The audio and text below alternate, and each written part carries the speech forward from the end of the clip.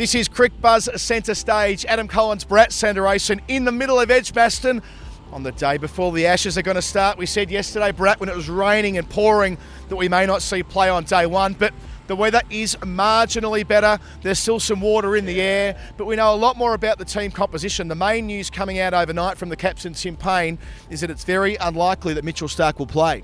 Yeah, he was asked whether Mitchell Starc and Pattinson at any point during the series could play together. He didn't specify it, but he did say at this stage we are looking at both of them to play the same role. He didn't rule out them playing together in the future, which pretty much means that Stark's out. It could be either Siddle or Hazelwood. I'm picking Siddle. Most instructively, there was the discussion around explaining to the fast bowlers that this might extend their careers. We haven't really heard it couched in those terms before. The idea that by taking some short-term pain and not playing all 5 Ashes tests in the space of 6 weeks, it could prolong their careers. Yeah, I mean, because Starc, Hazelwood and Cummins have been running in at full tilt for nearly 18 months or 24 months without a break. I mean, that's a great way of looking at it, especially when you have the kind of fast bowling talent that Australia seem to have right now. They picked 6. And you know the likes of Michael Nessa, he's going to play the county games more and he'll be used a lot in the nets.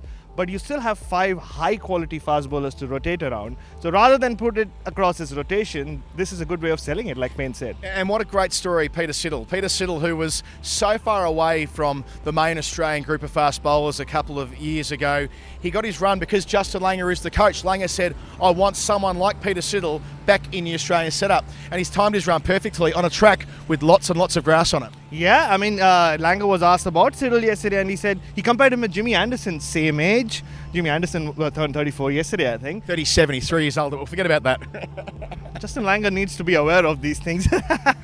but Siddle hits the top of off. He spoke about that specifically. And it's the energy that Siddle brings to the field. We saw him even during the Australian summer, the Indian summer of Australia, where he wasn't playing, but he always was such a lively figure. He was doing so much with the kids. He does so much for Australian cricket, even from the sidelines. I'm sure he can contribute a lot on the field. A great story, Tim Paine, as well. 4 years ago, he wasn't even playing county cricket over here. He was playing club cricket in the Home Counties League, living with his club chairman in North Oxfordshire. To think that Tim Paine has gone from there to where he is tomorrow, leading Australia out, it's brilliant. Here is Tim Paine, the captain, talking today before the test.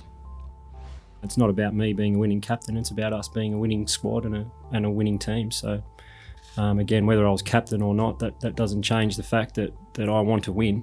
It doesn't mean any more or any less to me because I'm captain, and I'm just excited for the challenge and the opportunity that we as a group of cricketers have got in front of us.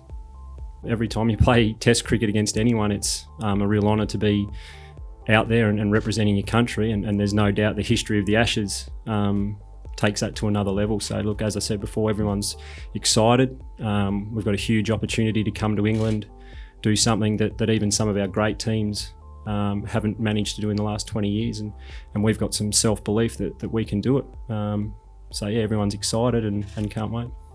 Last but not least on Australia, it looks like Matthew Wade's going to get the last batting spot, Bharat, which we wouldn't have possibly seen a year ago, but he's bashed the door down, not with his gloves, but with his bat, his shorter bat as well. He's saying he's using a slightly shorter blade and it's helped him get more control. But really, the reason why Matthew Wade is playing is because of the conditions where he's prospered in Tasmania, which is much harder to bat compared to the MCG where he used to play state cricket. Yeah, there you go. I mean, that's the way to answer your critics. And, he didn't knock on the selector's doors, right? He just rammed it down. And Justin Langer's actually making an example out of him in the sense he said the likes of Joe Burns and whoever has not been picked for the squad, someone set a blueprint for you how to make your way back into the Australian team. And it's a test match full of comebacks, right? But for me, what's really fascinating is the last time there was an Ashes series, Tim Paine was making a comeback and Steve Smith was captain. This time Steve Smith is making a comeback and Tim Paine's captain. And the last time that Tim Paine was making his comeback, it was at the expense of Matthew Wade, who was being dropped. I love all the synergy there.